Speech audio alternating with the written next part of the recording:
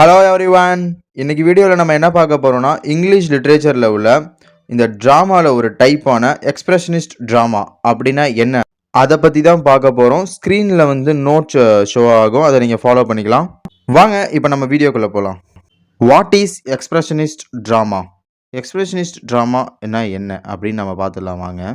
Expressionist drama is a modern form of drama that shows inner feelings and mental conflict real life.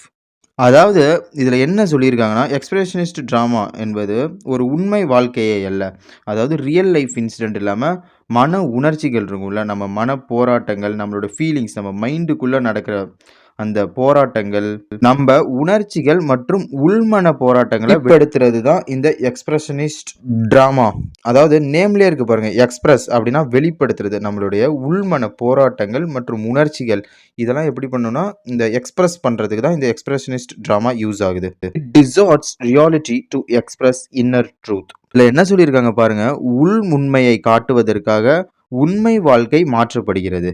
உங்களுக்கு புரியும்னு நினைக்கிறேன். அதாவது நம்மளுடைய மனசுல இருக்கிற உண்மைகளை எக்ஸ்பிரஸ் பண்ணி வெளிப்படுத்துறதுக்கு நம்மளுடைய உண்மையான ரியல் லைஃப் மாற்றப்படுகிறது அப்படின்னு சொல்றாங்க.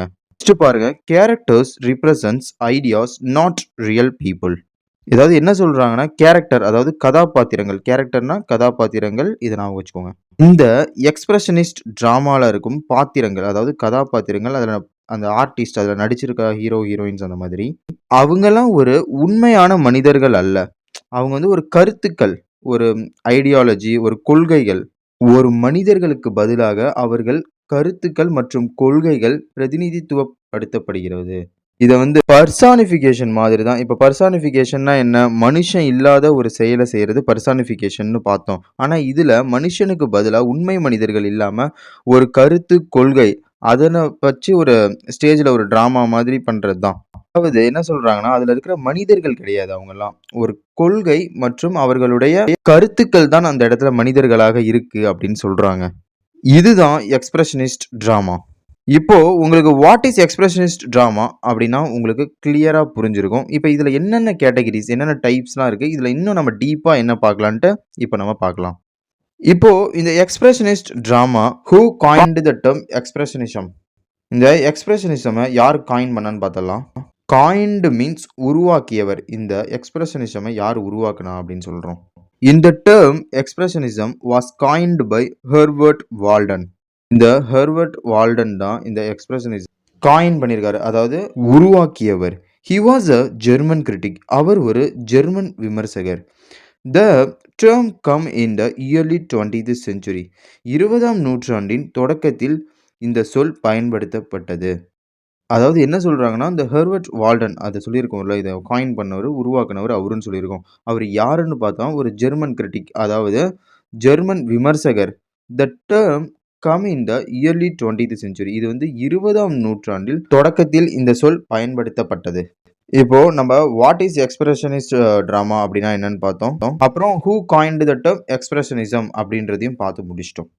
இப்போ நம்ம ஆரிஜின் ஆஃப் எக்ஸ்பிரஷனிஸ்ட் ட்ராமா அதை பற்றி தான் பார்க்க போகிறோம். அதாவது ஆரிஜின் அப்படின்னா தோற்றம், எங்கேருந்து அந்த தோன்றியது அப்படின்னு சொல்கிறது, அல்லது எதிலிருந்து தோன்றியது அப்படி. Origin of expressionist drama. Expressionist drama originated in Germany. அதாவது இந்த எக்ஸ்பிரஷனிஸ்ட் ட்ராமா ஜெர்மனியில் தான் தோன்றியது, ஆரிஜின் ஆகிருக்கு. It developed between 1905 to 1925. அதாவது 1905 1925 காலகட்டத்தில் இது வளர்ச்சி பட்டிருக்கு இந்த எக்ஸ்பிரஷனிஸ்ட் ட்ராமா அப்படின்றது. It reacted against realism and naturalism. அதாவது இது ரியலிசம்க்கும் நேச்சுரலிசமுக்கும் எதிரானது. அதாவது ரியலிசம்னா உண்மைத்தன்மை, நேச்சுரலிசம்னா இயற்கை. இது ரெண்டுத்துக்கும் எதிராக உள்ளது தான் இந்த எக்ஸ்பிரஷனிஸ்ட் ட்ராமா. இப்போ உங்களுக்கு இதோட ஆரிஜின் எங்கேருந்து தோன்றியது அப்படின்னு உங்களுக்கு கிளியராக தெரிஞ்சிருக்கும். இப்போ நம்ம நெக்ஸ்ட் டாபிக்கு போயிடலாம்.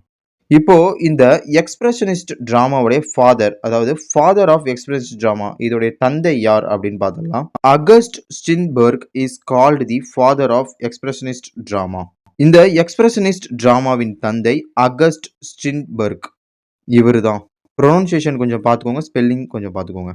Influenced later expressionist writer. அதாவது இவருக்கு பின்னாடி வந்த ரைட்டர்லாம் இவரை இன்ஃப்ளூயன்ஸ், அதாவது ஒரு ரோல் மாடல் மாரி இவர இன்ஃப்ளூயன்ஸ் பண்ணி வந்திருக்காங்க. His place used dream and psychology. அவரது நாடகங்கள் கனவு மற்றும் உளவியல் இது 2மே ஃபோக்கஸ் பண்ற மாரி, அதாவது கனவு, உளவியல், சைக்காலஜி அண்ட் ட்ரீம் இத ஃபோக்கஸ் பண்ற மாரி தான் அவரோட மோஸ்ட் ஆஃப் த பிளேஸ் வந்து இருக்கும் அப்படின்னு சொல்றாங்க. இப்ப யார் இதோட ஃபாதர் ஆஃப் எக்ஸ்பிரஷனிஸ்ட் அப்படின்னா உங்களுக்கு தெரிஞ்சிருக்கும். August Strindberg. அவருடைய பிளேஸ் எல்லாமே சைக்காலஜி அண்ட் அந்த ட்ரீம் இத பேஸ் பண்ணி தான் இருக்கும். ஓகே. இப்ப நம்ம next who first introduced expressionist drama? யார் இந்த எக்ஸ்பிரஷனிஸ்ட் டிராமாவ இன்ட்ரோடியூஸ் பண்ணது? அதாவது அறிமுகப்படுத்தினது அப்படின்னு பார்த்தீங்கன்னா, அகஸ்ட் ஸ்டின்பர்க். அதாவது அகஸ்ட் ஸ்டின்பர்க் தான் இந்த எக்ஸ்பிரஷனிஸ்ட்டோட ஃபாதரும் இவரு தான். இத ஃபர்ஸ்ட் இன்ட்ரோடியூஸ் பண்ணதும் இவரு தான். August Strindberg, his play a dream play is the first example.